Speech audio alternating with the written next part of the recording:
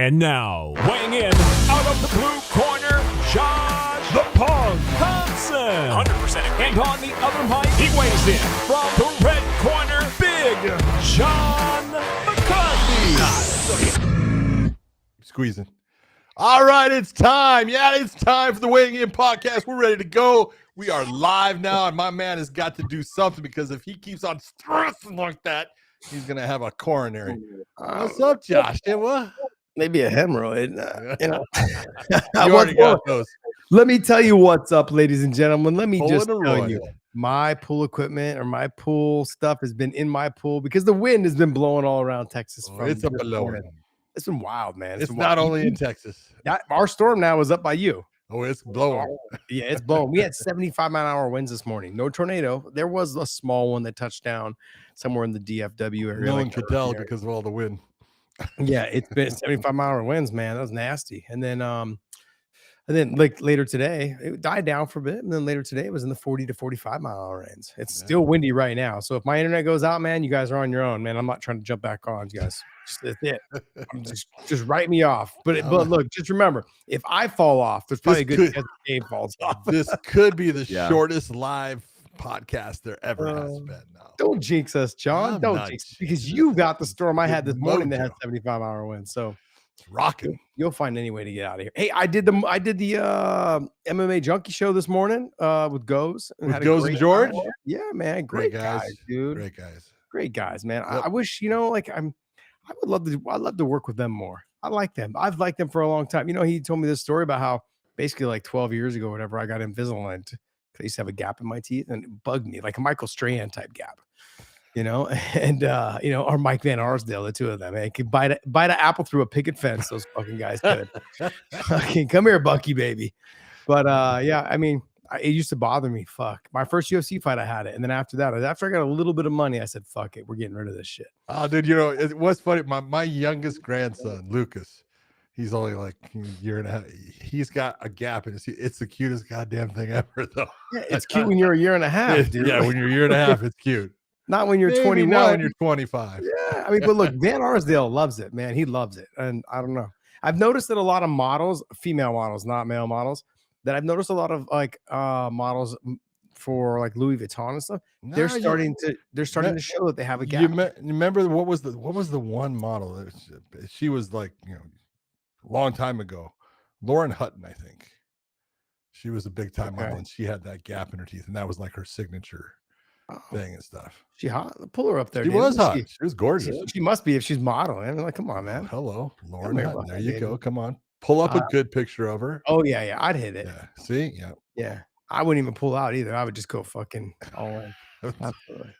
Look at Josh is already going balls deep on just a picture. Let's go, baby. Let's go.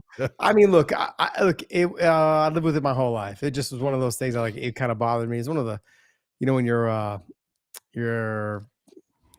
it bothers you. What is it called, John? When you're annoyed by it. Yeah, it did annoy me. I was like, man, I could have pulled that 10 if I didn't have this gap. Dude. Oh, man. Instead, I'm stuck with the 8. Instead, you're at a 6.5. Nah. 6.5. Bro, no matter what, this jawline would pull. Dude, I don't know. It's funny. I was watching this thing and it had this girl and she's talking. She's from Poland. And the guy's asking a question. All right, what do you rate yourself? And he's doing all these people. What do you rate yourself? And some people are absolutely ridiculous with what they say. It's like, I'm a 10. Dude, you're a 3. but this girl is good looking, right? And she goes, in Poland, I'm a 6. Wow. She goes, in the US, I'm a 10. But in Poland, I'm a 6, right? I'm like, I've been to Poland, and I'm not saying that there's not pretty girls there, but you're not a 6 in Poland. Pretty good. I was pretty impressed by her ability just to say, yeah, okay, maybe here. I mean, being humble is very rewarding sometimes, and people look at it and be like, hey, you know what, if she thinks she's a 6 or whatever, and she actually looks like to me to like an 8 or 9, she makes her more attractive. Makes her more attractive. Yeah. I gotta be honest though, hey man, I'm gonna toot Dave's horn here a little bit, man. He did the Tough Mudder this last weekend, right? Yep. It was a blast. Yay, very nice. I saw some of the photos. Are those from the Tough Mudder photo, or did you guys have someone taking photos? No, it's their thing. Yeah, we're still waiting on the the album. They send you like the full digital album. Yeah. Still waiting on that, but yeah, we did it this weekend. It was good. Dave looking a little shredded, man. He's got a little bit of six pack going on. He's got some muscles. Go ahead, Dave. Look at he's getting the same thing. I mean, now that that's over, he'll start carrying the baby weight though coming up here. No, I'm realizing my 20s and my 30s. Yeah, it's you're in. Look, I mean, you didn't look that good when you were in your 20s, and you're pushing your way out of the 30s here shortly, right? Damn. Too busy living it up, man, living that good life, you know. Yeah, hey, you got to do it all when you're young. Now that you're settled down, like you learn to prioritize your time. He's got kids to take care of, man. He's got to be healthy. He's got to be there. Now I'm like this, but if it went backwards, you know, where the money's coming back in my hand. Yeah.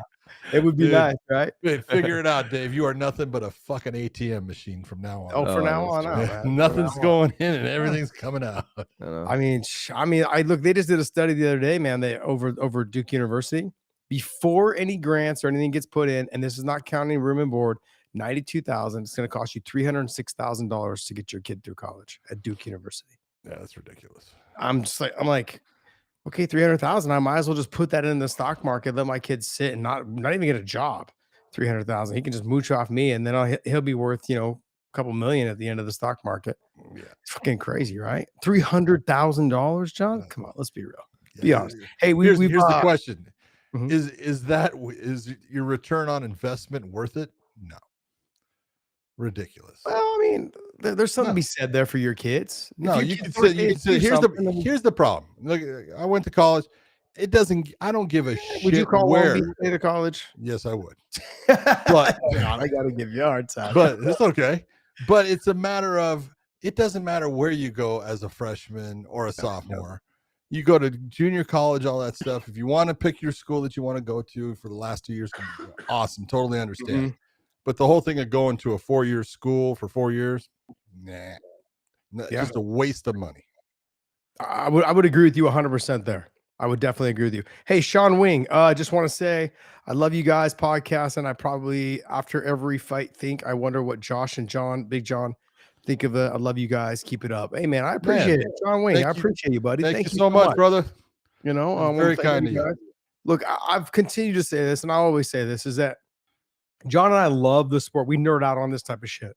We love talking about the sport. Look, when we get on here pre-show, it bugs the shit out of Dave because we just start just chirping away about what we want to talk about. He's like, hey, just save it for the show, you guys.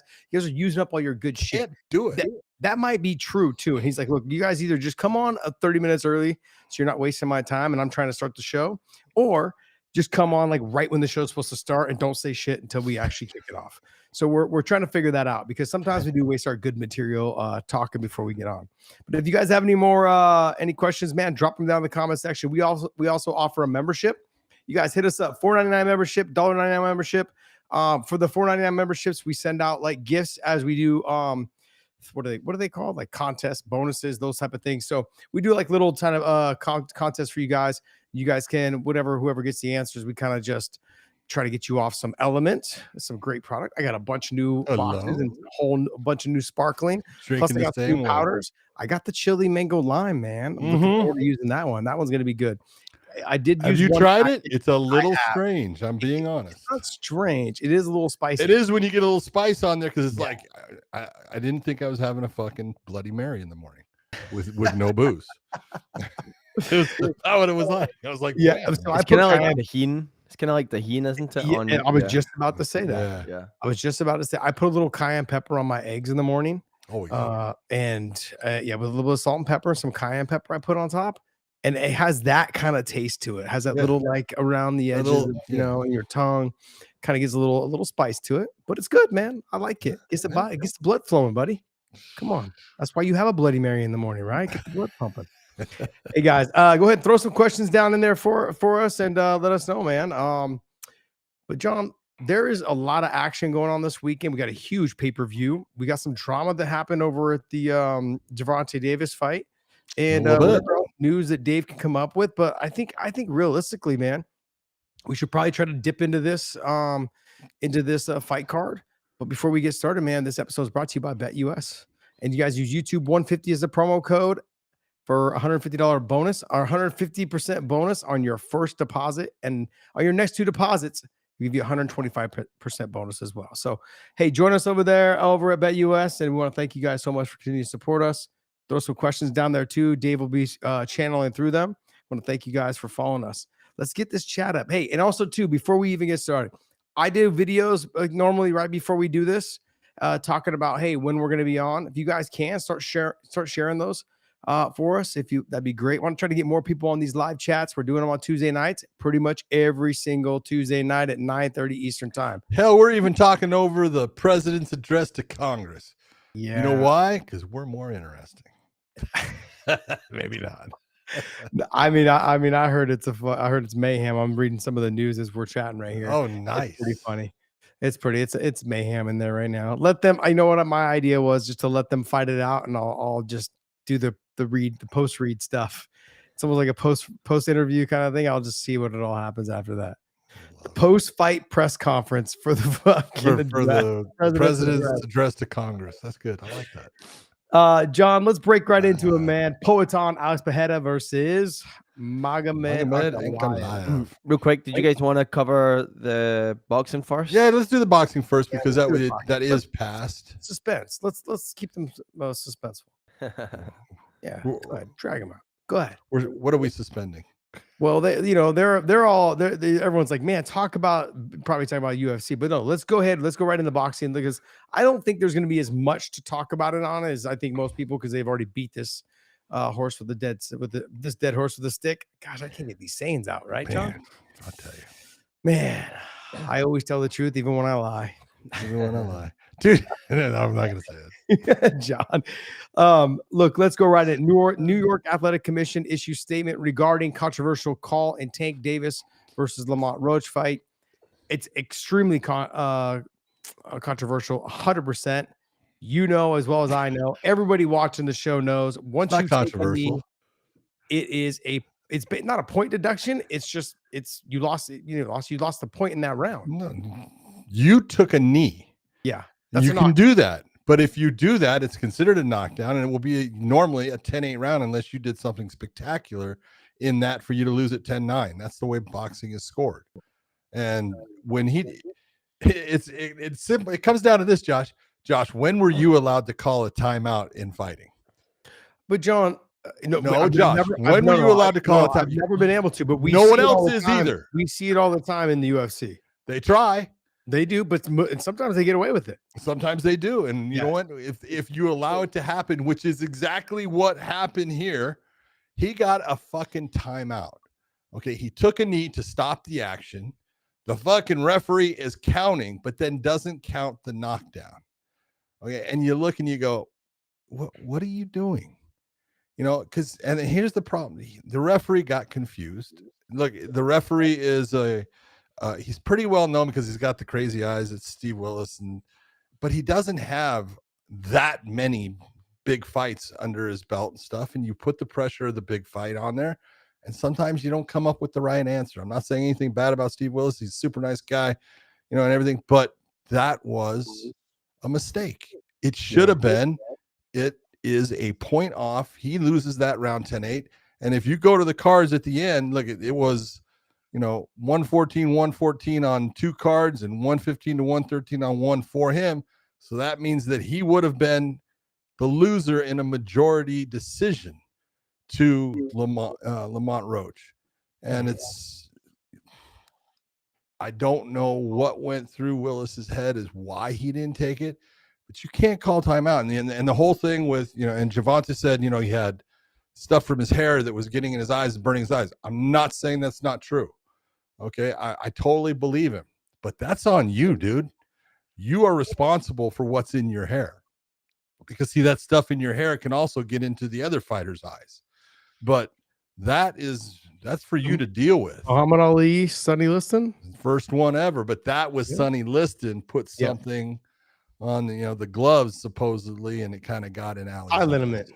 Yeah, they talked about it being think of Tiger Bomb. Yeah, that's what it was. I gotcha. It wasn't that, but same element. Yeah.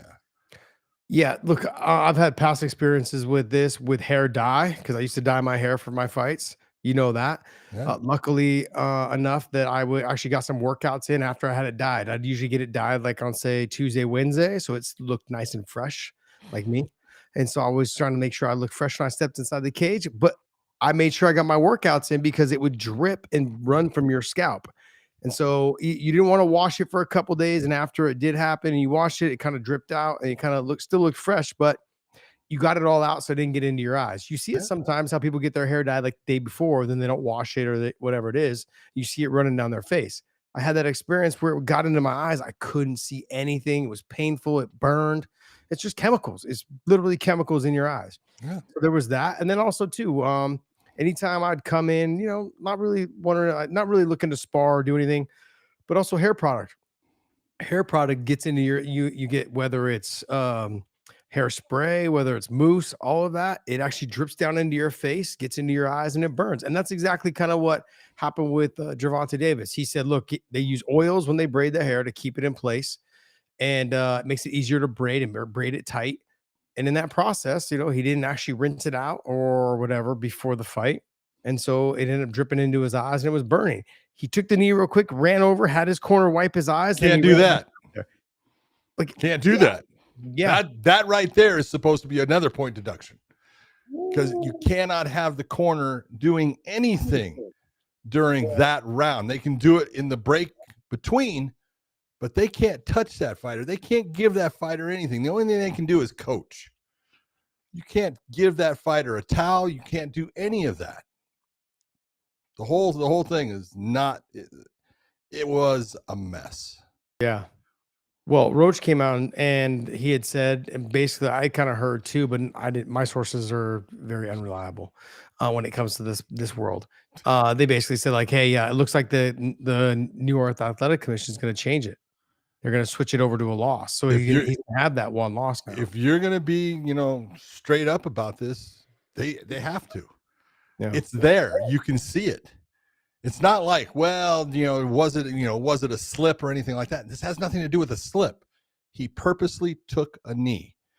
Fighters can purposely take a knee. That's okay. That's part of the game. And you do that to save yourself from, punishment that's coming your way. Give yourself a chance to get those 8 to 12 seconds that's going to happen, depending upon the referee and what happens with the count.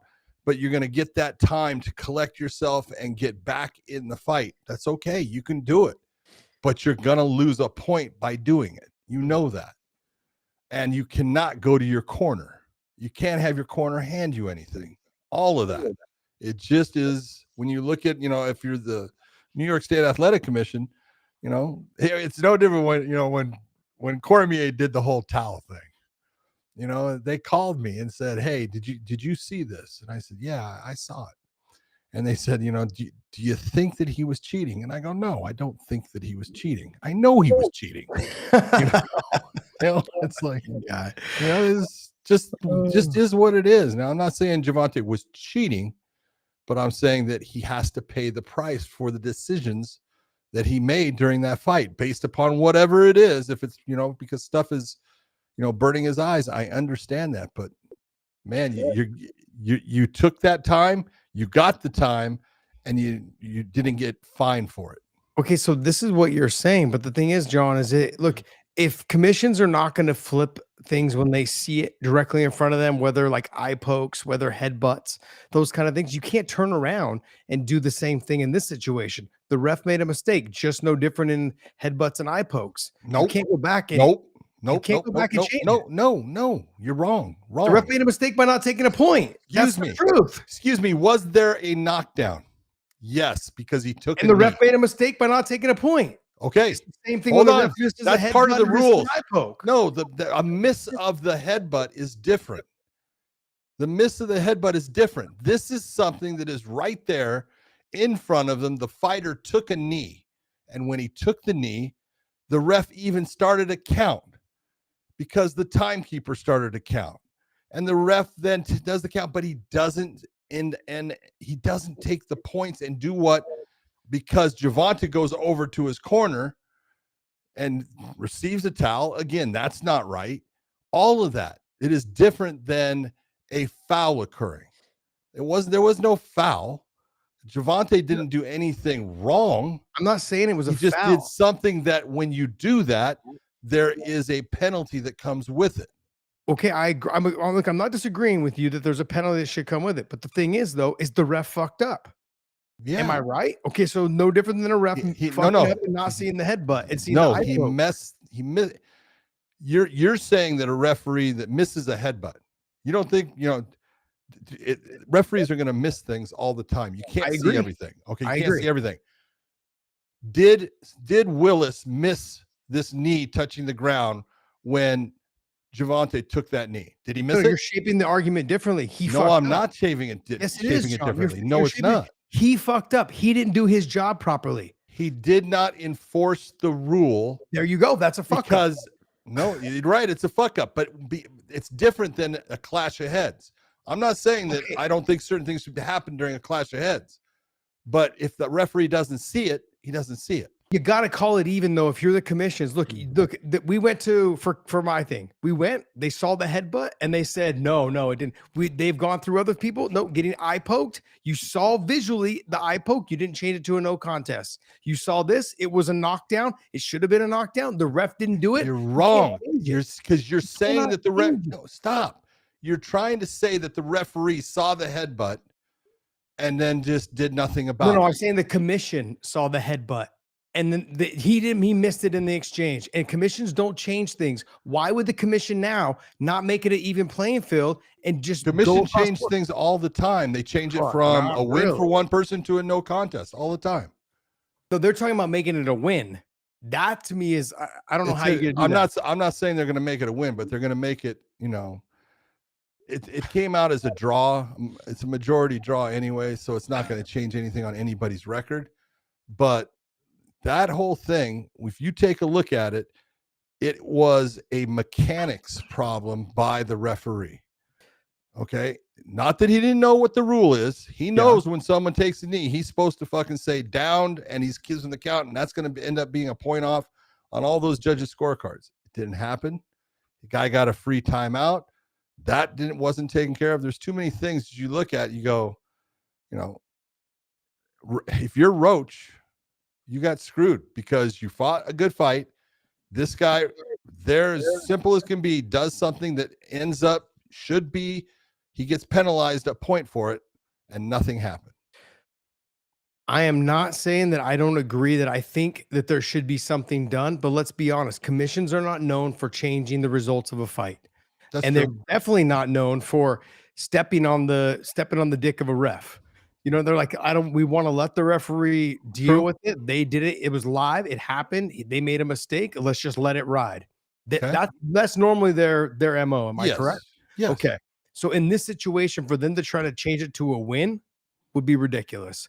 You've got to make sure you keep it an even playing field all the way across. I could see them changing it to a no contest because it was such. But it's not going to change it. If it was a loss to Roach, they would change it to a no contest. Since it's a draw anyways, I don't see it being changed. Okay. So I'm just saying, from what I saw, they were talking about changing it to a win for Roach. I would be surprised if they change it to a win. Okay. And that's where I was having the problem. Like, hey, you've got to, if you're not going to change it, just because you saw the footage, you've seen eye pokes, you've seen headbutts, you've seen clash, all those things, and you haven't changed them then. Maybe sometimes you have, but it's very rare, John, very rare. You're right. But because you saw this, the ref still messed up. You got to leave it on the ref, and it shouldn't be changed. If you're going to leave it a draw or make it a no contest, I would be fine with that. But to change it to a win is ridiculous. Just because then that's not being consistent across the board, and that's where you're going to have problems. I don't think the commission will change it to a win. I'm just simply saying if they did, that would be bullshit to me. It's just inconsistency across. So you got to be consistent across on how you do things. I agree. Okay. Yeah. See, look at, I'm learning a little bit. I'm pushing back on you a little bit. I know you're passionate about the ref. No, business. I look at it and it's like, look, there's always going to be that fight that's tough for someone. This one was tough for Davis, and it was a good fight. He fought well at times. There's times he kind of took things off and he's losing rounds by taking them off. But when you take a look at Lamont Roach, he may never have that fight again. Maybe he will. Maybe he will. But he should have been the guy that actually put a mark on that loss column for Jamal. Am I thinking of somebody else? I believe they fought twice as an amateurs, and I think Lamont Roach beat him twice as amateurs right before they turned pro. Can you look that up there, Dave? I think Lamont Roach beat him twice as amateurs right before they both turned pro. Yeah, yeah, didn't know that. I think so. It was like I was watching something over. I thought he had beat him twice as an amateur. Anyways, look, overall, I think they should make it a no contest or just keep it a draw the way it is and have them fight again. I hope they run that back as quick as possible. No, I'm looking for his amateur record. Okay.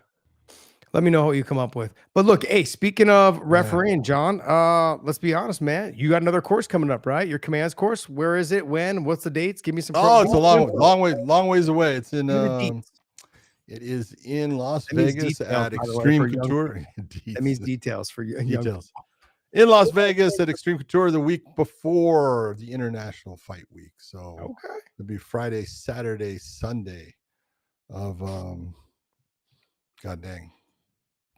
June, whatever. I don't even know what the date is. Yeah. June 20th to 22nd. 20th to the 22nd. 20th, 21st, 22nd. So, it helps if you know the dates, buddy. Yeah. What's the date? So the weekend before International Fight Week? Yeah.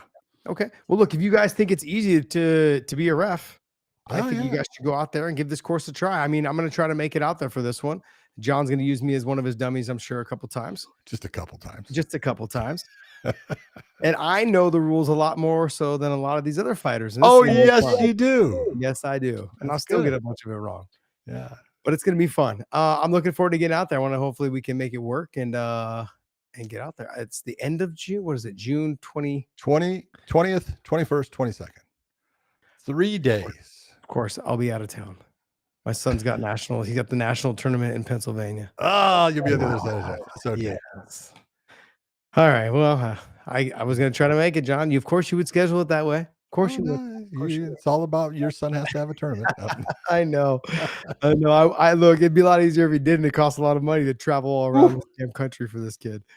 But hey, look, I guess I'm looking forward to seeing what the commission does for New York. See if they keep it what it is. See if they make it a no contest. See if they award the win. We're gonna find out, and then we can bitch about it later on. If they do make it a win. Overall, though, I did get AI, by the way. AI got me a result saying his amateur record was 125-15, with 2 of those losses coming from Gervonta Davis. So Roach lost to him twice. Okay. I thought it was the other way around. Got it. All right. Well, hey, let's go ahead and jump right into the UFC, man. Before we do that, though, I want to make sure you guys know. Join us over at OnlyFans. This is the main event. We're going to be talking about Alex Pereira versus Magomed Ankalaev. Join us over at OnlyFans. Subscribe us over there. It is free. We do a live show over there at least once a month. And we do an extra featured piece over there, only available on OnlyFans. It's called our fan favorite fighter of the month. And we also do fan favorite fight of the month as well, which we did last week. Dave puts together a great little clip that's over there. So check it all out over there. It's something we've been doing just strictly for OnlyFans, and our subscriber count has been increasing quite a bit over there. So hopefully you guys follow us over. It is free to subscribe us over there. Just as a reminder, whatever you follow on OnlyFans is what you will see on your feed. You got Demetrius Johnson, you've got Chris Cyborg, you've got other top fighters that are on there, Patchy Mix, and other top fighters, Luke Rockhold. Go ahead and subscribe to all of them on that platform as well. And hey, hopefully you guys will join us. Let's go ahead and jump right into this main event, man. You got Alex Pereira versus Magomed Ankalaev. Great matchup. This is the one that everyone, when you looked at it and you said, honestly, who is the hardest test for, Poatan? Who's the guy that, has the skill set, the wrestling to possibly take him down and control him and stuff? You could look and say, well, it was Blachowicz. And then the other guy would have been Ankalaev. Those guys have matched up before, but Poatan has only faced Blachowicz. He never faced Ankalaev. Ankalaev has been looking for this fight. Finally gets it. He gets it during Ramadan, which is a little bit tougher. It's, he's going to have to do things a little bit different. But this is one of those fights. It's really about, how smart does Magomed Ankalaev fight? Does he really try to utilize his wrestling? How much has Alex Pereira really gotten good at his wrestling? How much is his wrestling defense? What level is it at this point? Is it at a good enough level to stop what Ankalaev can do? All of these things are the questions that go on his fight, and that's what makes it interesting, because no matter what, Alex Pereira has really run through a lot of good fighters. He had a great fight against Yuri twice, beat Jamal Hill, knocking him out. Had the fight against Khalil Roundtree that was, he was actually having some problems with it, came back, but he's had the answer for everyone. Does he have the answer for Ankalaev? Look, just say yes. Well, we talk about his wrestling, Ankalaev's. Yeah. Talk about how he doesn't utilize it. Exactly. He had talked about, I'm gonna stand and knock you out. Dumb. John, he put that on a tweet.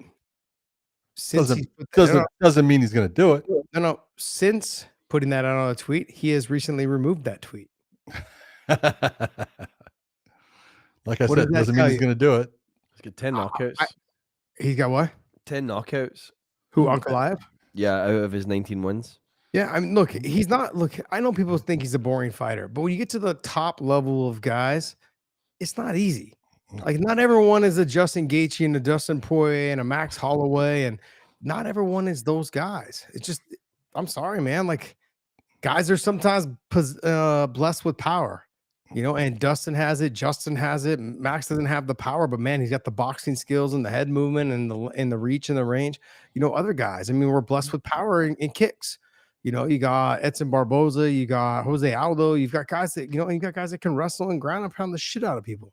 This is what they focused on, and they've learned to utilize it. Ankalaev he's had a good career mixing it up, being a wrestler and a striker. He's good on the feet. I do think that there's a chance he could knock out Alex Pereira. There's a chance, because if he utilizes his wrestling early, it'll get Alex thinking that there's going to be wrestling involved. Alex's hands have got to drop down at times, and they're already low. Yeah, it's not only they're already low. That split hesitation will make it a little bit easier for him to get in. Alex is not a fast guy. What he does though is he stays really tight with his left hook. Even though his left hook is down, he doesn't cock it very much. He just throws it from the hip. Mm-hmm. He's setting that up. So I think it's going to be a tough fight either way. But if the early takedowns happen for Magomed, it becomes an easier fight as it goes on. What about early kicks? Early kicks, because we saw that Ankalaev got tore up by Blachowicz. Mm-hmm. His leg got eaten alive, and we know that Pereira can absolutely torch that leg. Yes, he can. But remember, that's in a southpaw stance. And so it's that shin to shin.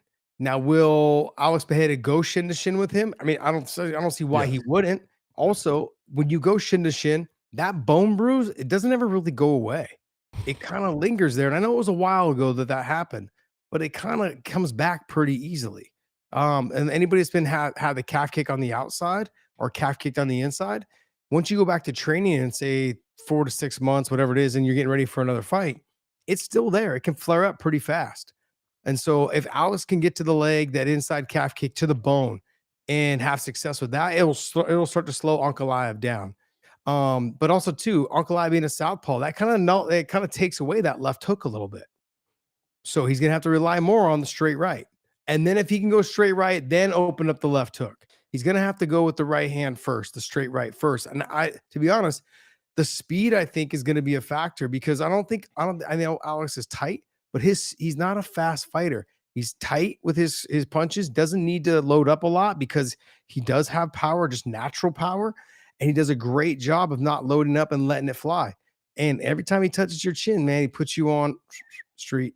You know what I mean? And so I'm looking forward to seeing how this fight pans out. But I really believe Ankalaev is going to wrestle early and often.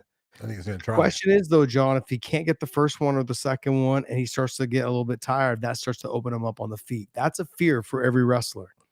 So, and how much, look, he works with Glover Teixeira. Glover, man, is one of the smartest inside the cage fighters who reinvented his career after having a good run and then getting older and looking, hey, look, I've got to do more of this. I can't be on the feet all the time. Utilize my grappling, my wrestling. And he had success, became champion at an older age because he changed his game. 42. Yeah. What Alex has done in the short stint that he's been in the UFC is remarkable. Yes. And I'm going to pose this question to you. If he wins this fight, do you put him on the Mount Rushmore? No. And I'm hold on. I'm saying it. This is why. Okay. You take a look at, I believe Ankalaev is on either an 11 or 12 fight, not win streak. If you go by wins, he's got a couple. He's got the one draw to Blachowicz, and he's got the no contest. I know that he had with Johnny Walker. I know. Okay. But you take a look at that's almost his win streak is almost all the fights 11. That Pereira has had in MMA. Is it 11? Okay. Is almost all the fights that Pereira has had in MMA. So I gotta what Alex has done has been special, and in the amount of time that he's done it has made it even more special because he has been incredibly busy. He's a guy that he's taking fights. Sometimes he's taking fights when he probably shouldn't because he's a little beat up, but he's the UFC's poster child, but he's like the life ring off of the ship. When you fall overboard, just throw it out there. He's the life. He's the new Donald Cerrone. Yeah, exactly. He'll be the guy that I'll take the fight. You now have a main event. So he's been fantastic. It's hard for me to say someone is on the Mount Rushmore when they've got a total of 14 fights. It's just tough right now. You can sit there and say what you want. 14 fights is not a incredible career. I mean, he's had 14 tough fights. I know it's a horrible analogy, but how many fights does Royce Gracie have? There's a huge difference when you're the guy. I preface you're the guy that started it. Analogy, but Royce has got I think more than 14. But I prefaced it. But was Royce a 2-division champion? No, but he was an absolute champion. How's that? Yeah, I guess. Yeah, absolute weight. Yeah, when they couldn't fight. Yeah, well, everything is timing. Look, I love Alex Pereira. I think he's phenomenal. I think he's fun. I like everything about him. I love the way he conducts himself. I love the Chama stuff. He gets people in people's heads. I love the way he enters the arena with his bow and arrow thing and everything. What's not to like about the guy? Yeah, and he finishes fights. He's been fantastic for the my next question is, let's just say John doesn't fight or he does fight, and then Alex, if he does beat Ankalaev, goes up to heavyweight and captures the heavyweight division. Do you put him there now? Yes. Have to. Yeah. 3 division. Yeah, 3 division. Yeah. Okay. Look, I'm on the fence about putting him there. And the only reason why I'm on the fence, it has nothing to do with anything other than the fact that 85, I've said this, is the weakest weight class in the sport. 205 at this moment is probably the second weakest. Yeah. It was the pillar of the sport for the longest time. It's like this what helped grow the sport was this weight class. True. It is not that anymore.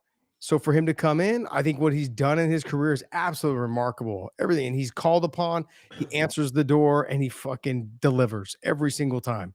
Fantastic fighter. For him to get this done against Ankalaev, he goes out, and if he knocks Ankalaev out, he's knocking on that door to me. He really is knocking on that Mount Rushmore door. To do what he has done in such a short period of time is remarkable. It is. And and for everyone to say like, hey, the one, he hasn't fought the wrestler, and I get it. This is the time. Well, he is now. Yeah, he is now. And look, let's be honest. The one guy, like, we said the same thing about Conor McGregor. He never really fought a wrestler. He fought Chad Mendes, but on what, short notice? Yeah, came in like it just. There was a lot to be said there, in that position. But he didn't fight. He fought good fighters. Dustin, he fought Max before, but they were all stand-up guys. Majority of them, they fought mainly stand-up styles. And so Conor, up until he fought Khabib, was pretty much the wrestler. Khabib was the only wrestler he really fought that had a good wrestling background.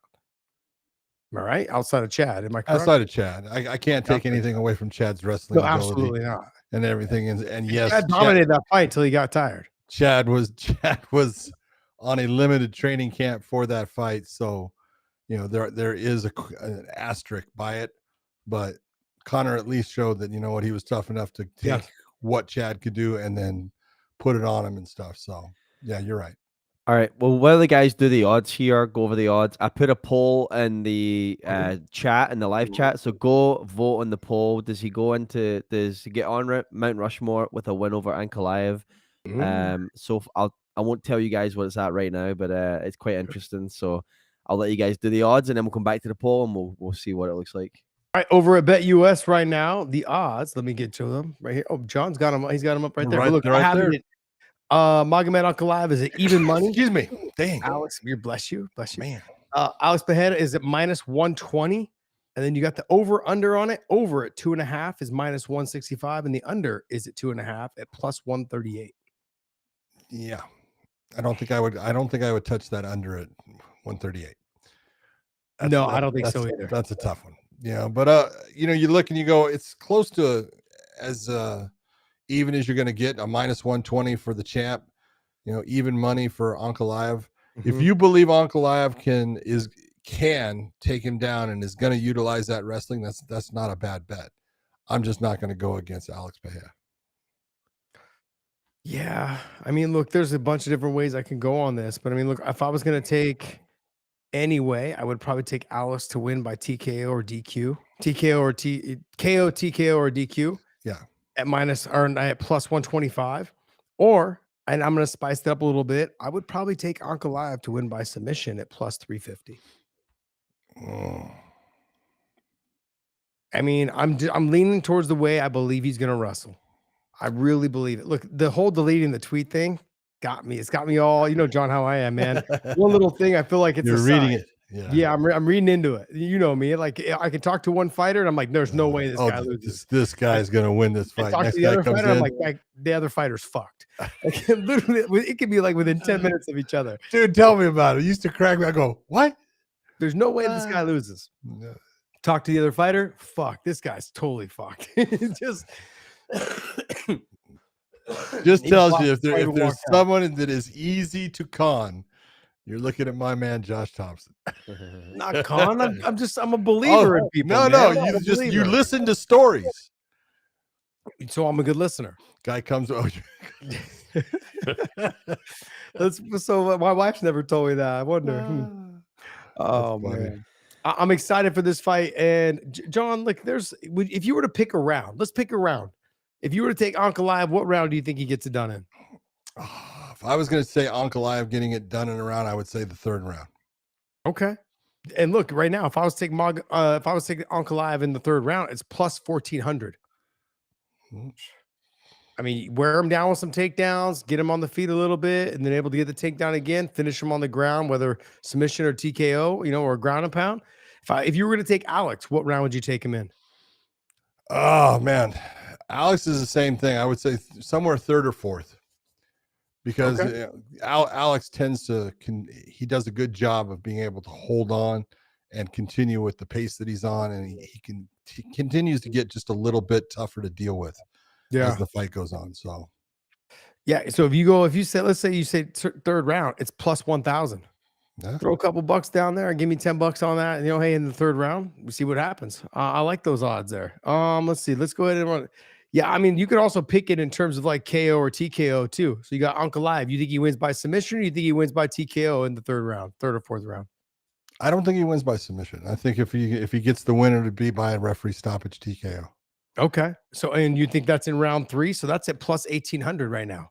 Over at Bet US, YouTube 150 is the promo code. They give you 150% bonus on your first deposit, 125% bonus on your next 2. All right. Look, if you're going to take Alex, you said round 3 or 4. And if I was to take him by KO or TKO, which is obviously you're not taking him probably by submission. No.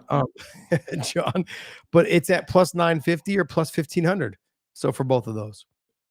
I mean, if you guys were looking to spread those out a little bit, I think those are good odds to have there. Like, those are some ways to go ahead and place some money down on Alex or place some money down on Ankalaev. I want to stay away from me picking a winner on this, because I think it's going to be a great fight. It kind of comes down to whoever can implement their game plan. Yeah. I think Ankalaev is going to have to stand to get the takedowns. That's one. But he's also going to have to get the takedowns to keep it on the feet. he needs to chain wrestle. He needs to mix it up. Do you understand what I'm saying or no? I understand what you're saying, but it did not come out right for the people No, listening. You're saying that he needs to get the takedowns so when he's on his feet, he can create problems because Alex is going to be worried about getting taken down again. Exactly. Yeah. Exactly. I must have messed up. Yeah, I'll have to listen back to it. I'm pumped for this fight. Look, this is probably the most exciting fight that I've been pumped for this whole year. This is a good one. I really, same thing. This is one of those ones that I look at and it's like, it needed to happen. It is happening. And that's the kind that you want to see. Let me throw this out there too, is that, Alex Pereira came out and said, hey, I'll bet you $200,000 to any charity you want that I beat you. And I like and respect what Ankalaev came back and said, look, as a Muslim, we don't bet. But my manager and your manager are good friends. And so I'm sure we could do something where we work with people for charities or whatever afterwards. It's great. I love that. That's awesome, man. I love that. So hopefully they, obviously there been a lot of trash talk, mainly from Ankalaev. No, it's gone both ways. I'll give it. It has now. It's gone both. I think Alex just ignores people until they, until the fight's booked. Yeah. And I think he knew this was going to get booked, so then they took it. But I'm looking forward to this fight. It's one of those fights that it's the one that's been building up. It's the one thing. There's people were talking about. Oh, he's ducking Ankalaev and stuff. This guy hasn't ducked anybody. That's true. They offer him fights. He takes fights, even when I say you shouldn't take that right now. You need a break, but he takes it. The guy does not back down from anything. Before we get into the co-main event, we got Alejandro. Let's go ahead and read that super chat. You guys hit us up. Let us know in the super chats, but go ahead and read it off there, Dave. Yeah, real quick. The poll closed at exactly 50-50. Thanks for making that easy for us. Some should go for Josh to get a bigger ladle to stir the pot more. Why can't judges have screens to help them? What are your thoughts on fighters getting point deductions before they start the fight because they miss weight? I've talked about that, many times. I honestly think that is something that needs to be looked at, because when you have fighters that are, they're becoming, it's kind of like, what was it called? What was the A's something ball? I can't remember what they called it, but it's you're 8-ball. No, it was in baseball. They call it something ball. But it's basically you're talking about numbers, and you're using mathematics to figure out what's best for you to do. And you have fighters that are Moneyball. Thank you very much. Yeah, the movie. Yeah, but you're looking at fighters are starting to utilize. Well, look, I'm not going to make weight, so I'm not going to even try at this point. I'm going to come in 5 pounds over, and I'm going to lose money on it, but I'm going to be fresh. My opponent. That's all that that's what Moneyball is. You're taking a look at the analytics of it all. Analytics of what's going to benefit me the most. And I look at it, I'm okay if someone comes in a pound heavy. Okay, we give them a pound anyways. Let's say you come in a pound over that. I'm all for you taking the money, not taking points. You come in over 2 pounds heavy. I think it should be a point deduction right off the start. Gotcha. I think you have an unfair advantage that you're trying to have in the fight. Doesn't mean that you're going to lose the fight. You can, finish the fight. Point doesn't make a difference. But you having to start a point down in that fight, that is not an easy thing. And I think it would keep a lot of fighters from utilizing the analytics of a situation and trying to get themselves where they're supposed to be. I'm going to kind of one-up you on this whole situation. We've talked about half-point systems, and I think the half-point systems should start being implemented, whether it's on the scorecards, whether it's for eye pokes, growing shots, fouls, half-point deductions, I think should be implemented. I think it would make it a lot easier for people to take a point, especially in 3-round and 5-round fights. If it was boxing and you want to take a point, go ahead. It's 12 rounds, or 10 there's a big difference between taking a point in boxing and taking one in MMA. So look, if you miss weight, I think we do the standard 20%. Stop giving the commission, or we just lower it to 10%. Stop giving commission 10%. There's no reason to it. Just give the fighter their 10% of their 20%, whatever it is. I always err on the side of not taking more money from the fighters. So what else can we do to penalize them? Well, if you're 2 pounds over, it should be a half-point deduction. So you're starting your first round. But you can't do a half point if you don't have a half-point system. That's what I'm saying. But I'm saying, Yeah. John, I feel like we should, in a 3-round fight, we're seeing a lot of fighters now start to fight safe. I don't know if that was because of the gloves and there's less knockouts, less TKOs, whatever it is. But whatever it was happening during that time, it could have been mainly from the gloves. But we also see a lot of fighters fight safe. Who was the kid? Was it Zalal? He won the first 2 rounds. You said Zalal? Yeah, he won the first 2 rounds. He danced around the 3rd round. Yeah, you can look at what Mario Batista, their big complaint against Jose Aldo. Yeah. Was that, he fought safe. And and don't want that. Yeah, and that's we don't want that. And so half point deductions, I think, for fouls. Like, let's be honest. The Henry Cejudo situation would have been a lot easier, I think, for Jason Herzog. We've been like, okay, look, I didn't see how deep the fingers went. It was an eye poke. He had 2 growing shots. I don't quite feel comfortable taking a full point. Yeah, a half point would have been so much easier for me to be like, yep, half point. We're in a 5-round fight, half point. Like, it just, I understand. I would like to see us get to that half point system for scoring, just period. I mean, I know we already have a hard enough time fucking doing simple math. I was gonna say, man, sometimes you look at some of these scores, you go, they have enough time, hard enough time with 30 or 50, and you want them to go a half point. I'm 100% for the half point system. I think it benefits the fighters. I think it comes up with a more accurate winner of the fight in some of them, not in all of them, but in some of the fights. You're going to have that half point is going to actually, when you're looking at the way we score fights on the unified rules, it's on a round per round basis, and you'll get those fights where you have it's a close first round and it's a really close second round. The third round is absolutely one way, and that's the person that lost the first 2 rounds winning that round, and so they lose the fight. If it was half points, they would have a chance of winning that fight. Exactly. It's just one of those things that I think over all the outcomes, in the end, we would have mostly the same, but there would be the ones that it did affect, and it affected in a way that made it to where the person who should have won the fight does.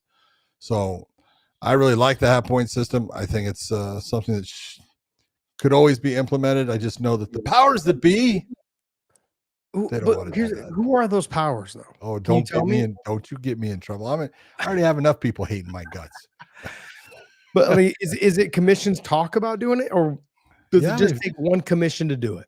No, it takes, you can sit there, and if you want to go out on a limb and be the lone duck to do it, you got to figure California and Nevada both went on a temporary system of trying to use it, and we used it first in the amateurs in California, and then brought it, to try to, do just a couple of fights, and still scored it with the full point system, but then scored them with the half point system at the same time, and to see where it was at. And they, their big thing was, well, it didn't really affect only, many fights. It really only affected like 6% of the fights. That's 6%. Yeah. And when you're sitting there saying, it didn't affect, that's 6% is a lot. When your pay is 50-50 in the bigger organizations, 6% is a lot. Yeah. So I agree. Look, we could talk about that all day. I feel like when fighters, there's 3 fighters that missed weight last weekend at the UFC. One of them fought, the other 2 dropped out of the fight. That being said, I really feel like the one that fought should have just had a half point taken, and maybe just got their 10% taken or whatever it was. I know it was a full 20, but I think that one of the differences is the fighters that do make weight and their opponent doesn't. Look, they have the ability to say, no, I'm not fighting him at that weight. Okay. But that doesn't look good. And at least if they know that, hey, they're getting a point off because they're over 2 pounds heavy for it, at least it gives them, well, I'm getting something for it. Yeah. And okay, it's a benefit towards me to take the fight. But if you don't do it, there's no benefit towards it. Yeah. No, I agree. All right, let's go ahead and move on to the co-main event. We got Justin Gaethje versus Rafael Fiziev. A rematch. You look at this, and I've heard a lot of people talking about Fiziev taking this, and he's stepping up and taking. This is a great thing for Fiziev. If you're Fiziev, this is exactly what you want. This is the one. If you're going to take a look and say, Justin Gaethje's the one taking the big chance, because Fiziev's good. The guy has got a hell of a stand-up game. And, for the most part, that's what Justin does. He gets into stand-up fights. So Fiziev is coming off of the 2 losses, 1 to Justin, then 1 to Gamrot, and you look and you go, man, he's getting a shot at a guy that's in the top 5 of the division, coming back off of not being out here for a while.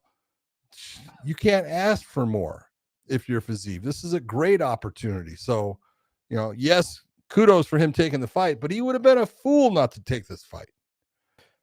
Justin Gaethje's the one that you got to look at and go, way to go, dude. Well, Fiziev has been somebody who's been asking for a fight, and apparently they're having a hard time getting him matched up. He's ranked number 11 right now. He's coming off 2 losses. If I'm somebody in that lower area, I'm like, fuck that guy. I'm not fucking okay, and that's what he's 11. Where's Gaethje at right now? Yeah, Gaethje's number 3. 3. Yeah, no, I understand what you're saying, but look, we all know there's no hesitation. Justin Gaethje, Dustin Poirier, Max Holloway, Islam, they say, hey, this is the person. They're like, sign him up. They don't care. Donald Cerrone was the same way. Like certain guys, just they make the call. There's no hesitation. Yep, I'm in. Yeah, I know. But you look and you go, hey, love it. It's great. But they're the ones with something to lose. Absolutely. Because look, if Justin loses this fight, that drops him all the way down, probably somewhere in the 5-6 area. 6-7, yeah. Yeah, somewhere in there. He'll be ahead of Chandler. He'll probably be ahead of Dan Hooker, but he'll be probably just past Max Holloway. So in that 6-7, 6 number somewhere. But look, I'm looking forward to this fight. Fiziev coming off the knee injury, the 2 losses. What's his mental like? How confident is he in using the knee? There's that. Will he be kicking a lot with it, or will he just strictly be boxing? True. There's a lot of questions to be answered. Yeah. And let's be honest, Justin Gaethje coming off of the loss, the way he big came loss, off that knockout, and a nasty, probably one of the nastiest knockouts I've ever seen ever. And I've seen a lot of knockouts, and I know you have too. This is one of those knockouts where it changes your life. It could change your life. So I want to know if he's the same. Change his performance. Yeah, I want to see if he changes performance. I want to see if his chin can still take shots. That's the question. And that's when you're going against someone like Fiziev, who, look, he can not only hit you with, he's got great elbows, he's got big knees. Yeah, he's dangerous. Yeah. So this is one of those fights, man. I want to look. I hope if Justin does win, I hope they give him a run at Islam. Just to be honest, I mean, I'm a huge fan of Justin Gaethje. Love the kid. I don't know, just seems like a really, I want to see him get that run. Look, all the other guys have fought. Like Arman is gonna have to work his way back, man. He did something that pissed off the UFC. I think it's gonna be 2 fights. Yeah, I think he's gonna have to fight 2 fights to get back up there. Or he's got to have one hellacious fight that tells him, okay. Yeah. But I also think that Islam might be gone by the time he gets back.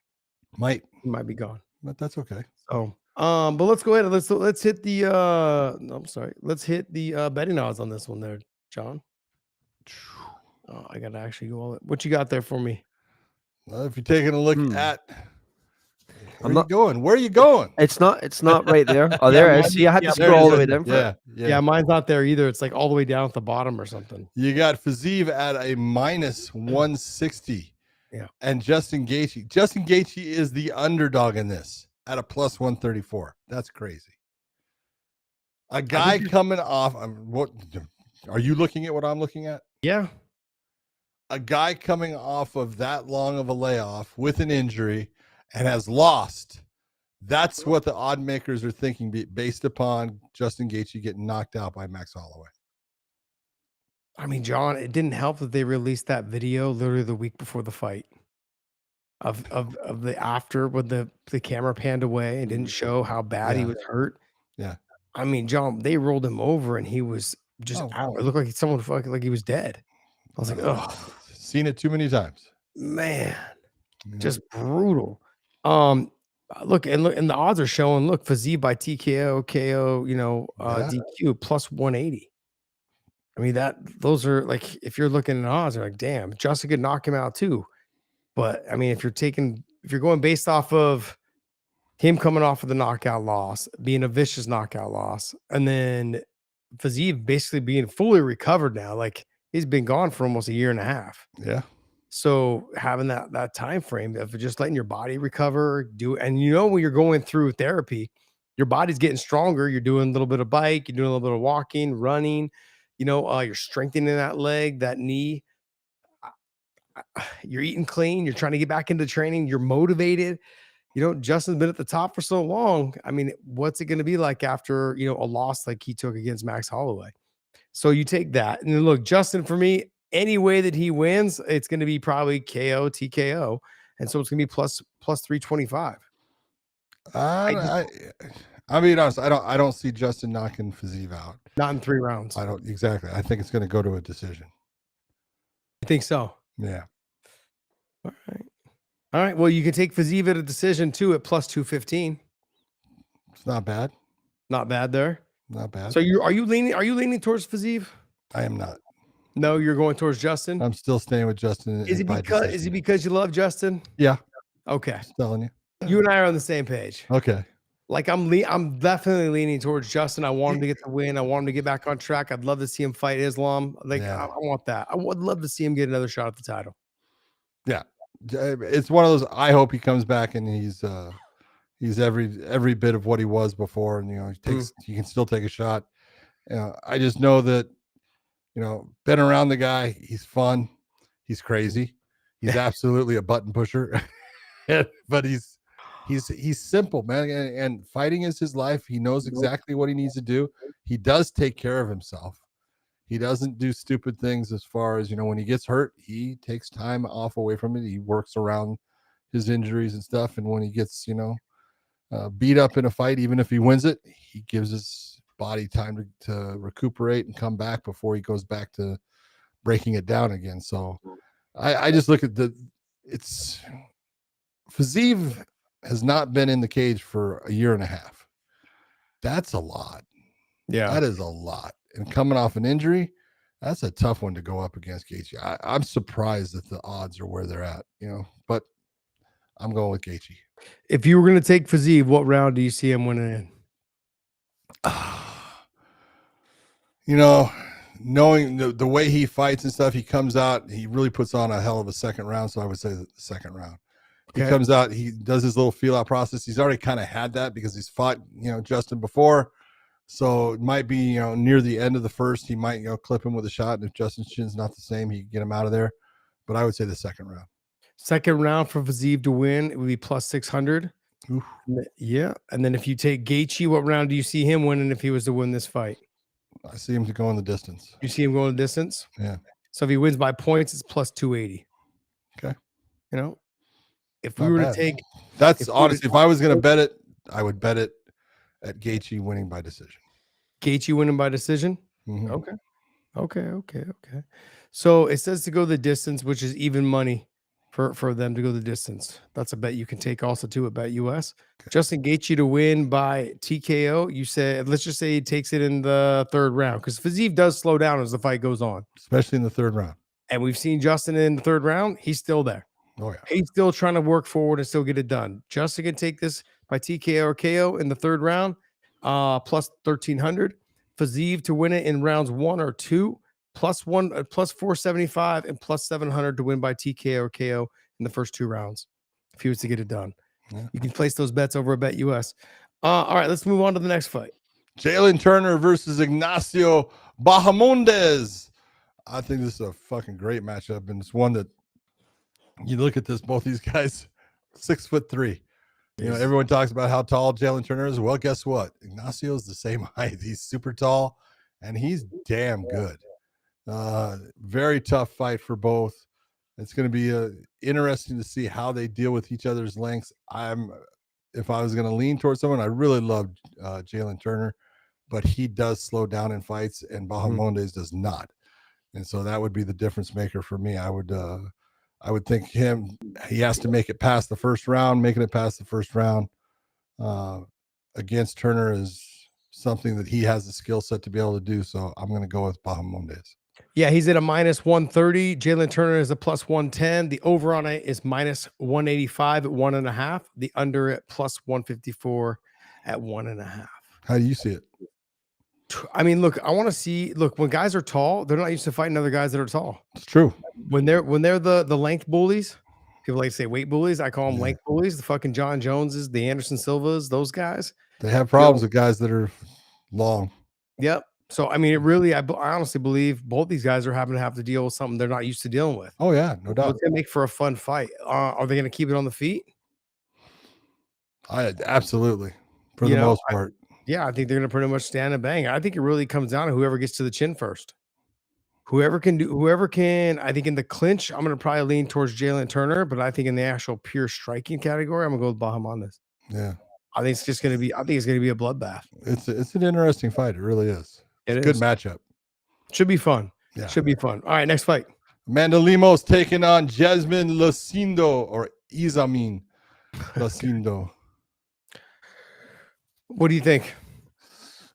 This was one of those ones, man. Lemos has been so good for a long time in this, and she's had some great matchups, great fights, fought for the championship, but then she's had a couple of losses, and her last one was to Jandaroba, and that was one that you looked and you went, she got armbarred in that. And I think Lucindo has been very aggressive. She's in her own element now, but she's super young. And that's the one thing. This is, you talk about youth versus age. I'm looking at him saying right now, I think Lucindo is the up and comer. She had that great fight against Marina Rodriguez, which is the fight that's telling me she's ready. Because if you take on Marina and you get a win in that, I know it was a close fight, but she got the win. She deserved it. And now that tells me she's ready for Lemos. Yeah, Lucindo has at a -135 and Lemos is at a +114. So the betting odds have it pretty much the way you see it. Yeah. It's going to be a close fight.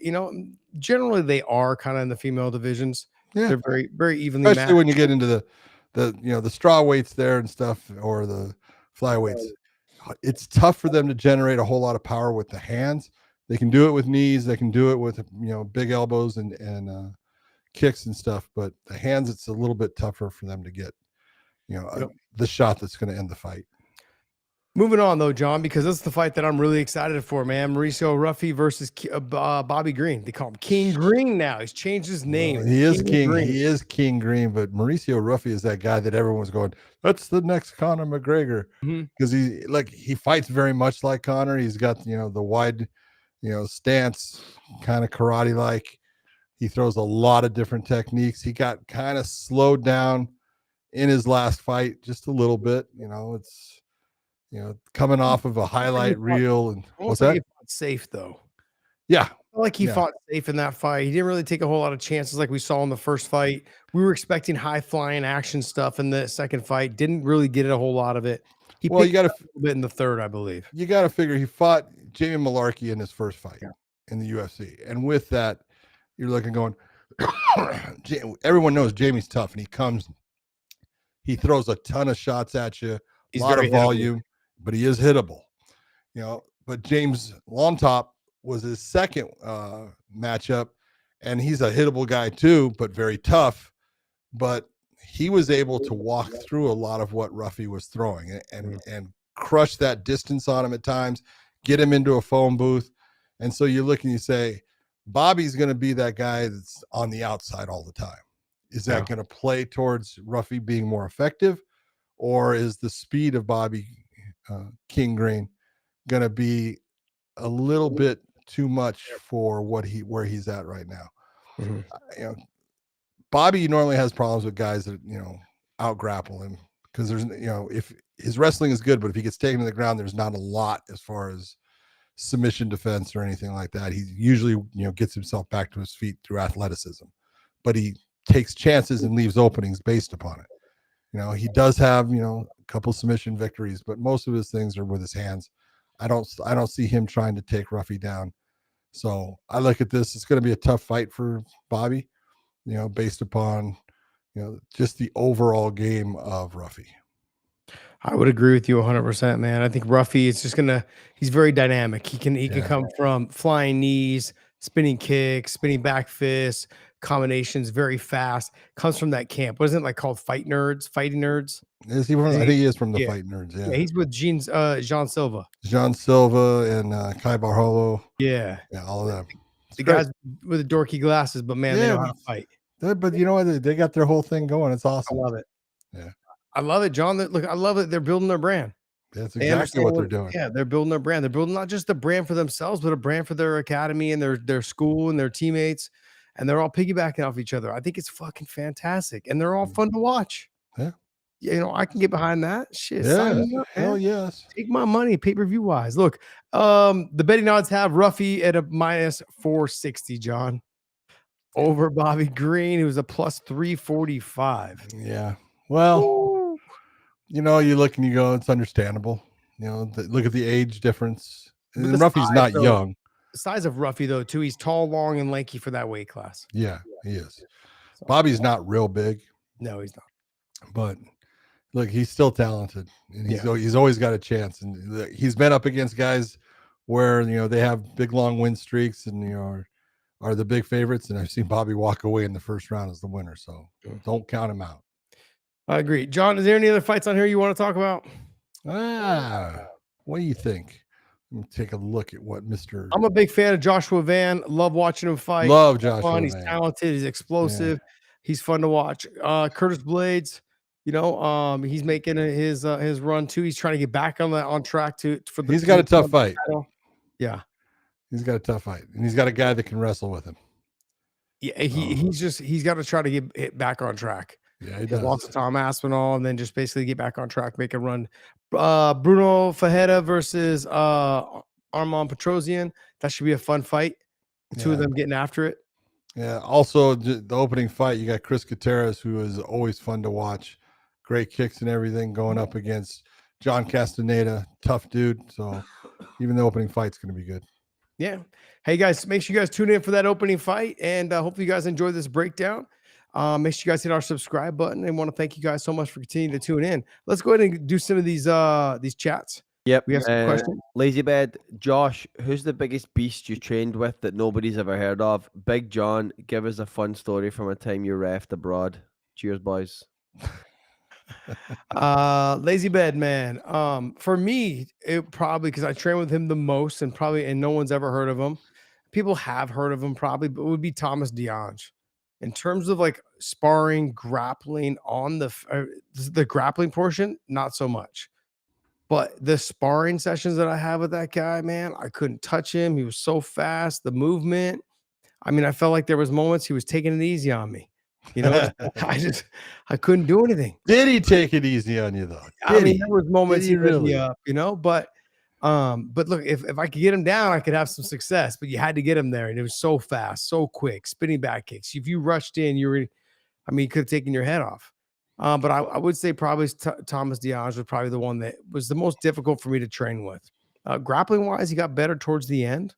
You know, there was other guys that were really good at grappling. They gave me a lot of fits and problems, but on the feet, it was nothing. And normally when good grapplers are there, they're not really that good at wrestlers. So that's what made the Dagestani guys, when they came in, they could grapple and they could wrestle. So they were a problem, you know, but I never had, outside of that, I would say Thomas DeAnge was like the one. He was the guy.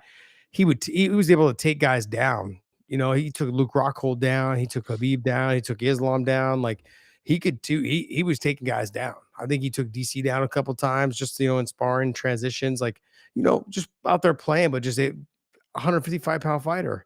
He fought at 145 at one time, was taking Olympic medal, or not medals, but Olympians down, you know, and he was so fast, so explosive. He was the first guy I ever saw do the takedown that you saw Islam do against Dustin Poirier, where he grabbed the ankle and then snapped it down between his legs and stepped to the side and sat him to his butt. He did that shit to me a couple times because I used to love to use my push kick up the middle, and he'd catch it, snap me down, and like felt like I was gonna put my foot on the ground. And he'd just sit me to my butt, and he'd just jump on me and start trying to ground and pound me. Anytime I went to like X guard or something on, he'd just back out and try to get back to his feet. He was just dangerous and tough to deal with everywhere, you know, and even on the feet, he was hard to get down. And when you did get him down, he was hard to hold down. So I would say he was probably the guy. Give me a story, John. I don't have any stories. Oh man, let's see. You know, some of my favorite stories are from dude, just from being all right. I've been to Russia a ton. Okay, did all kinds of stuff, and one time I went to Russia for Fedor, who was in charge of the amateur programs, and they had the Russian national amateur championships and stuff. fact, there was a guy named Vadim Nemkov who was fighting in it and stuff at the time. It tells you how long ago it was. But you know, I went and did that, and it was in a place called Chelyabinsk. And Chelyabinsk is kind of like the Pittsburgh of Russia. It's a steel town. They, you know, all the tanks. There's an actual tank monument park that they have there, where they have all the Russian tanks from World War One, you know, all the way through what they have now, all sitting there. You can get on the tanks and you can, like, you know, look at them and get on them and stuff like that. But it was a great place. But it, you know, went and did all kinds of crazy stuff. But before the fights for the national amateur championship, they had this whole thing outside where they were putting on these different, you know, the papupka hat that Yes, Khabib wears and stuff. Well, they had those guys in these, you know, white papupka hats and these blue things, and they're doing all this whipping and sword fighting stuff and everything. And they're having me, you know, to, you know, come and watch it and stuff. And I'm like, yeah, this guy. were they whipping you? No, God, no. They're giving me the whip so I can try to do the whip. No. But, you know, and then the guy who's there, he tells me, he says, "This is all for you." I go, "What?" He goes, "Yeah, this is all for you. This is, you know, they want you to see what, you know, this is their style, what they do." And you know, it was one of those, I was just in awe that they had all these people out there and they were putting on these demonstrations and stuff. And I go, for me, I'm a fucking nobody, dude. That's awesome. It was like one of those moments in time where I looked and I went, I'll be the son of a bitch, man. This is one of the coolest things ever. Because these people were, I mean, they were doing all kinds of shit. And then they took me into Siberia the next day. And They just left you there to die. just about. It was close. You know, I went out with a bunch of Russians that they didn't speak English and I didn't speak Russian, obviously. And dude, they wanted to go hunting and stuff, and we went and shot guns. But we went out on snowmobiles for about, it took a 2.5 hour drive to get there, and then about another 2.5 hours on snowmobiles. And Josh, this is the greatest part of this was, we're coming back and we've been drinking vodka the whole day anyways, so it's not good. But we end up, it's getting dark, and you know, I know which way we came in, kind of, you know, as far as on the snowmobiles, but we're going in the opposite direction to go back home. It didn't make sense to me. And I'm thinking, where in the fuck are we going? We end up on this frozen lake. And you can see the mountainsides going up on both sides, and the moon was out in front of us. And I'm going about as fast as that day, 70 miles an hour on that fucking snowmobile across this frozen lake for about 20 miles. It was one of the coolest fucking things I've ever seen. I was just like, I can't believe I'm fucking in the middle of fucking Siberia doing this shit. But that's the kind of great experiences you got to have by, you know, going different places and stuff. It had nothing to really do with the fighting. The fights were great, but just the people and everything. And this is why when I sit there and say, and people talk about Russian stuff, I said, have you ever been there? Because they're some of the greatest people you've ever met. They're very stoic in the beginning, but as soon as they warm up to you, man, they give you the shirt off their back. They are the warmest people. They are fantastic. Don't go with governments and stuff. Understand that the people are great. Well, they're one of the last countries with real men. True. All right, let's go. Sean Wing, who's the one fighter both of you guys enjoy watching currently besides Khabib's group and people you're friends with? The one fighter I enjoy watching. Well, you know, okay, outside of the UFC, I love watching Patchy Mix. Mm-hmm. Okay, I love watching a guy that is so freaking good in a certain area and is just getting better with everything they're doing. I really like damn it, I can't think of the fucking first name. Musayev is the last name. I can't think of his first name now. He's with PFL. He's the 170 pound. He won the championship. That kid is good. He is fun to watch. Well, Shamil Musayev, thank you. And I mean, he's so damn good. I'll give it to Dakota Desheva. Look, she is very good. She's exciting. She finishes fights. She's just, you know, a remarkable fighter that, you know, I think you're going to see in the UFC pretty soon and stuff. And she's going to do very well there. So those are the ones on the outside that I really enjoy kind of watching. And then on the inside, you know, with the UFC, I still got my old people. You know, I will never miss a Dustin Poirier fight. I won't miss a Justin Gaethje fight. You know, I won't miss any of those. Alex, you know, I won't miss his. But when you're looking at the young up and coming fighters like Jean Silva, you know, you picked him as your fan favorite fighter. That's the kind of guy that it's not only the way he fights and the fact that he's finishing fights and the fact that he's taking fights in different weight classes. He's having fun doing it. You can see it. He's loving it. He's enjoying what he's doing. And that's just fun to watch. So people like Jean Silva, there's other ones out there that are, doing, some good stuff too. But, I love watching him. And then, at 135 pounds, I think that, the way that Merab is fighting, a lot of people don't like Merab. I mean, I love a guy that basically lives off of his ability to out cardio you. Yeah. And that's what Merab does. He out wrestles you, he out cardios you, and people cannot like him, but man, he's effective and he's fun. He's fun to watch. I enjoy watching him. Okay. When you say, Sean Wing, when you say, hey, people you're not friends with, I'm sorry, but I'm friends with a lot of these guys. Yeah. So, same thing. Look, I'm gonna go very similar to you, but I'm gonna go ahead and talk about some of the guys from PFL/Bellator or whatever it is. For me, it's Patricio Pitbull. Okay.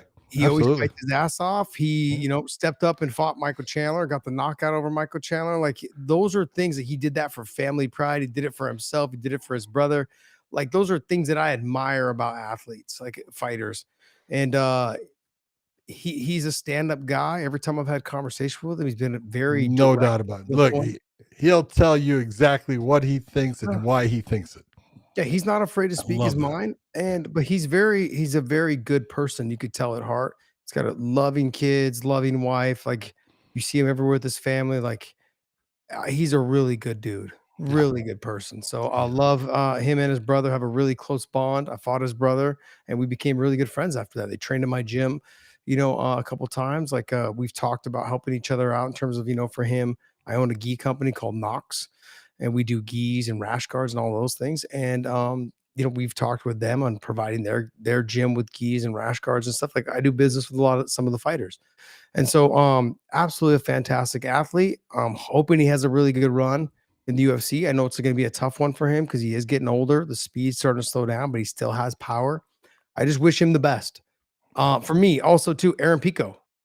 He's a friend of mine. Good point. And that's the thing. He's a great person, great dad, hard worker, everything about him. I want to see him be successful.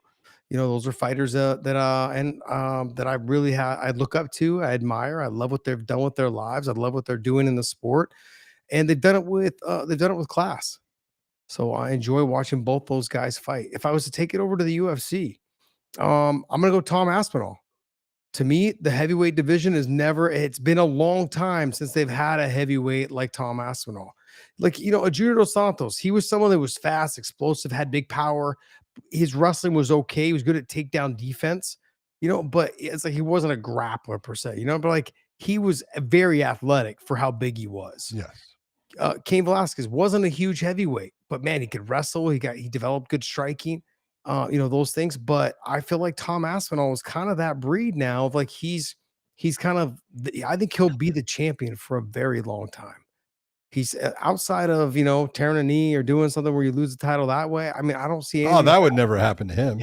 Not to him. I don't see anybody in that weight class that will give him a go. I mean, I know heavyweights, anything can happen, but I look at Tom Aspinall, I think to myself, man, I've been high on him since basically his second fight in the UFC. I was like, man, this guy is a stud. I'm looking forward to seeing him dominate the heavyweight division for a long time. And you can't get away without talking about Alex Pereira.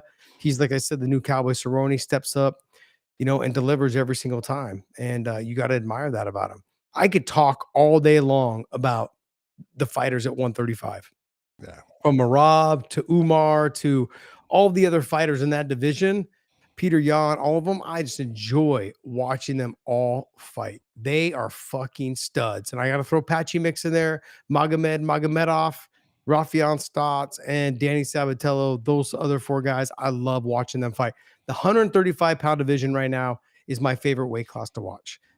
Favorite. Sean O'Malley, all those guys. I love watching them fight. They're fucking great. All of them are great. I bet you at the end of those guys' career, John, I'm going to say out of the top 10, 7 of them will probably be in the Hall of Fame. Yeah. That's how fucking good they are. Yeah.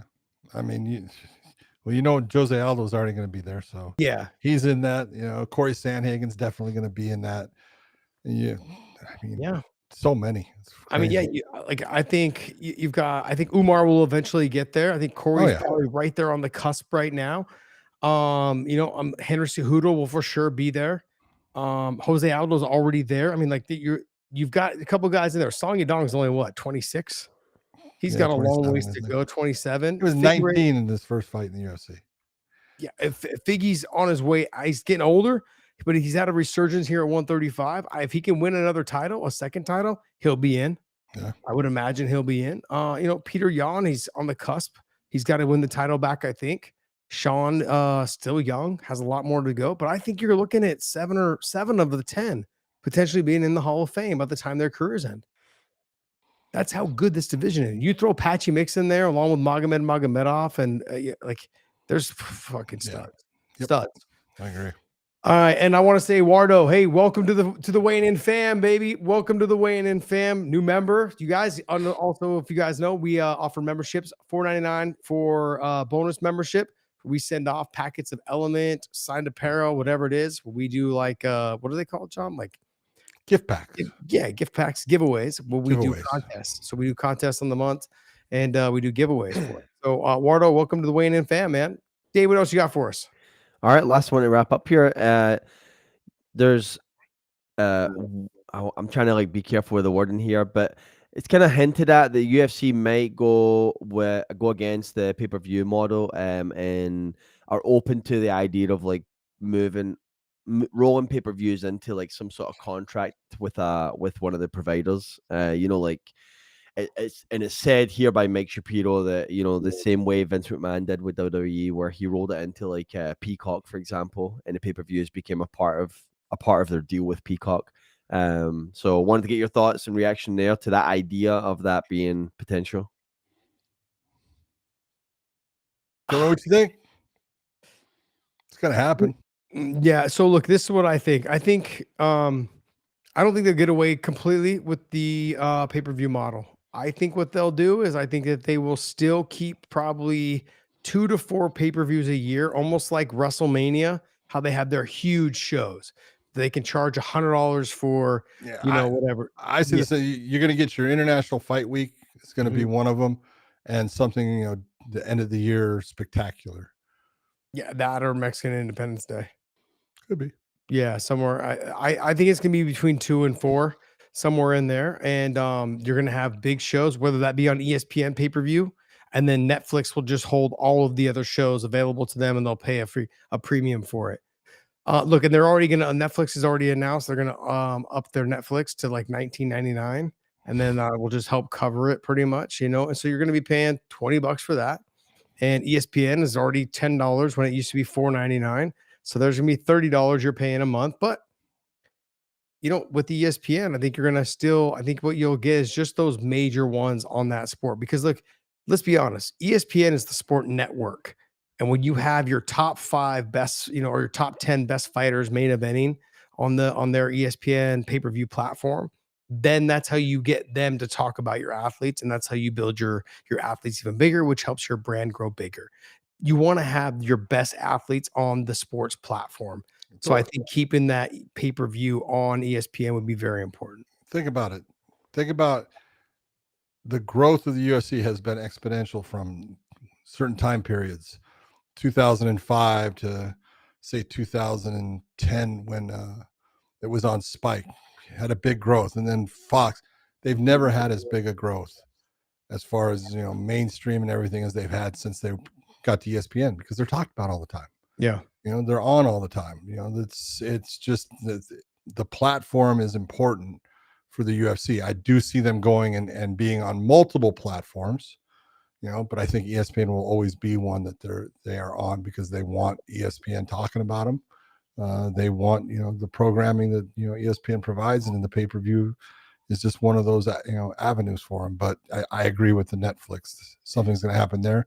And they always got Fight Pass too. You got to look, and they own Fight Pass. I'm not saying that, they're going to end up doing a whole lot with it as far as, we're going to have a bunch of shows on it. But I do see them putting certain shows just on Fight Pass too, because that's going to help boost, something that they already own. Yeah, that's true. I don't see them getting completely away from ESPN. There's some old heads. When they moved to ESPN, all the old heads that were analysts, they never talked about MMA.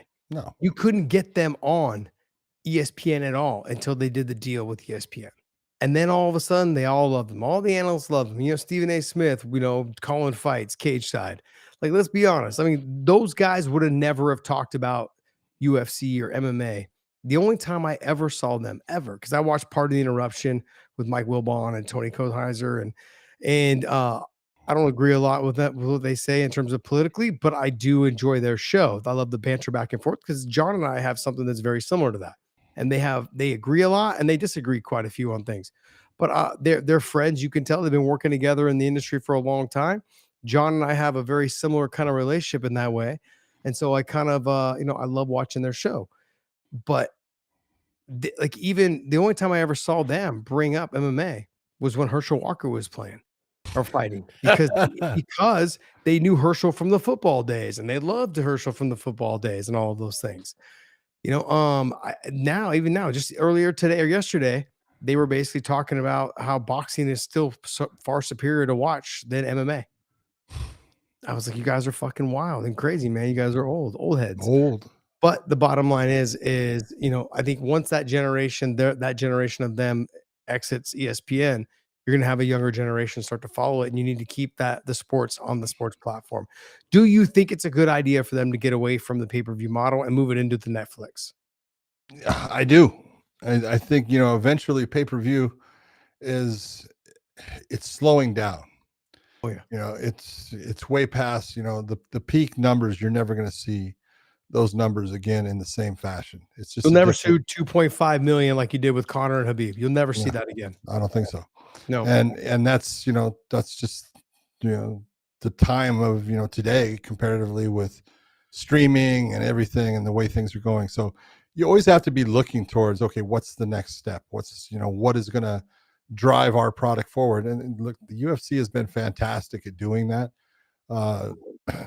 You can look and say, well, Dana's part of it. I'm not going to say he's not, but that's, when they got the deal with ESPN, it wasn't so much Dana, it's Ari Emanuel, who is the owner of, WME, IMG and stuff, because that's his world.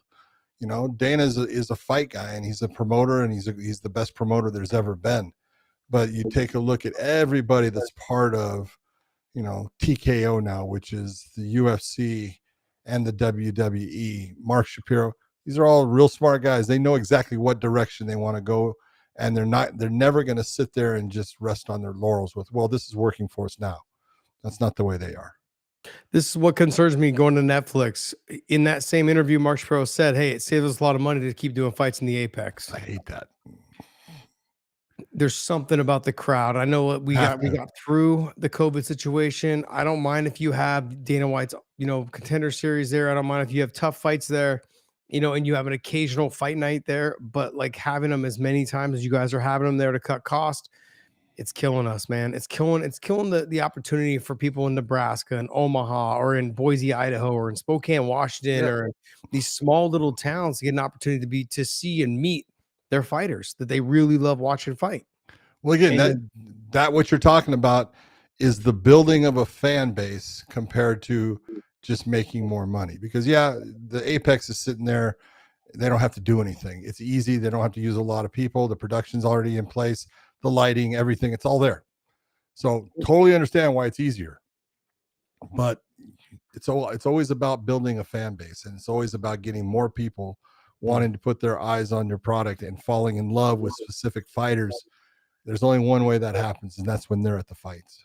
Let's be honest. The fan base for MMA is getting older.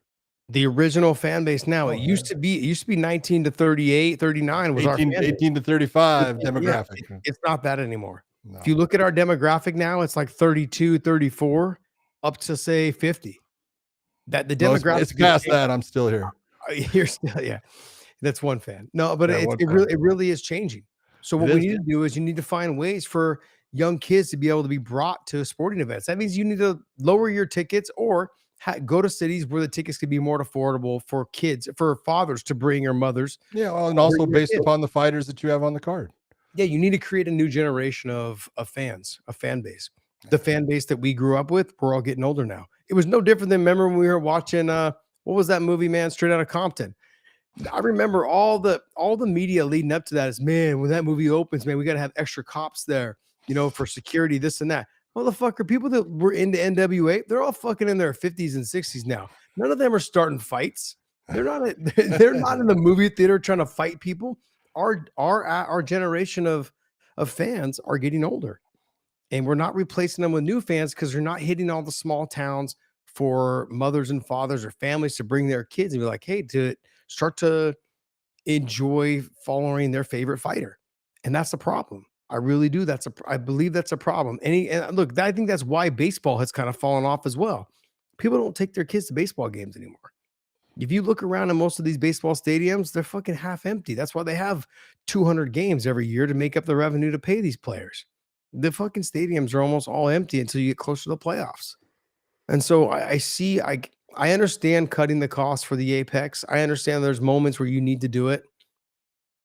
But I think that getting back into those small towns, whether it's Charlotte, North Carolina, or if it's, whatever it is, right? Like in Omaha. Think about it. In Omaha, but back when we worked at Bellator, I said one of the biggest mistakes Bellator made was when the UFC gave them the opportunity to go to all those towns because they were staying at the Apex.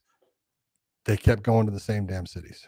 Yeah, we kept going. Yeah, we kept going to Connecticut. We kept going to Chicago. Chicago. It's like, fuck, man. We just burned our bridges. We burned the fuse out in those areas. And if you noticed during that time, our attendance started dropping. I mean, when you go to Chicago 3 times in 1 year, people are like, okay, I'll see it next time. Yeah, gotta make it special. Yeah. All right. Well, hey guys, that's gonna wrap that up. But let's go, Alejandra. You got one more question. It says, the fighters who do fighters with foot ankle braces have an advantage because they can grip to the octagon floor better, or are there any fighters that become judges and refs? To answer your question about the foot sleeves, no, you don't get any more grip because there's no grip on the bottom of them, and it actually less grip. Yeah, it becomes slippery. Yeah, and it really comes down to the canvas, to be honest. Like, and if how much glue they sprayed on it when they made it, they can do different levels of glue. Sometimes when they spray too much glue, it starts tearing up the knees a lot more. The less glue, the more slippery it is, but then the less you have torn up knees when you're grappling and wrestling and all those. So it's a very fine line that they're trying to skirt to make sure that the fighters are not getting all scraped up, but also too that the fighter's not slipping around like on ice skates. In terms of refs and judges, yeah, I mean, Chris Lieben, you've got a bunch of fighters that Frank Trigg, Chris Lieben now are both in California. Shaolin Ribeiro. Shaolin Ribeiro is in New Jersey. So yeah, you got a bunch of guys. The other thing to think about is, when you're saying fighters, I was talking to someone the other day about this, and because it was someone in a commission saying, the fighters don't make the best referees and judges, and it's like, well, you're looking at certain ones. People are expecting to see top fighters becoming referees and judges. Not going to happen. Very, very rarely. But there's a lot of people out there that are now referees or judges that did fight. They just fought on low-level shows and stuff, and had respect. Mark Goddard had a respectable career. I think he was like 7-6, about 13 fights into his career when he just, it's not even decided. He was at a show and they needed a referee, so they said, "Hey, we need you to referee," and he started doing it. And he's made a career out of it. But you're not gonna get the George St. Pierre's, working for a couple $100. It's just not gonna happen. Yeah, it's a long process too. Like Pablo Nutella now is a referee / judge. Yep. But it's a process, man. He's got to work all the little shows, and that's a lot. It's what's hard for fighters is to swallow their pride and show up at those amateur shows and those small little shows in a fairground that only has 100 people there. Like, we're not used to that. And so for them to do it, swallow their pride and go through that process, it's like starting all over again. I don't know if because they were so good at being a fighter, do you want to do that again at 38, 40, 42, 45? Most of them don't. Yeah. Most of them don't want to do it. So, But let me say this about it. You know, the guys that do it, the Chris Liebens and the Frank Triggs and where they're at now, there's something that you get out of being an official, other than, you know, when I say, you know, something you get, there's a camaraderie with the other officials, and, you know, not all, you know, there seems to be a better camaraderie, in my opinion, from guys on the West Coast than there is really on the East Coast. East Coast guys kind of bicker back and forth, but, you know, not all of them. There's still, you know, great guys in both, but, you know, it's that ability to be part of the sport, to actually, you know, get to walk into an arena and not have to pay, you know, to do a job. You get a little bit of pay in the beginning. If you do a UFC eventually, then you're getting, you know, a couple $1,000s, we'll say. But it's, you know, it is priceless as far as some of the things that you get from it, and the ability to stay part of the sport. And it's nice when you see guys that have been fighting and doing it, and now they've worked their way to that point. I'm proud of them, and it's a great thing to see. Yeah, I think a lot of fighters should do it more often. I think they should try to do it. But a lot of it is what you say, though. You got to swallow some pride too. It's not easy.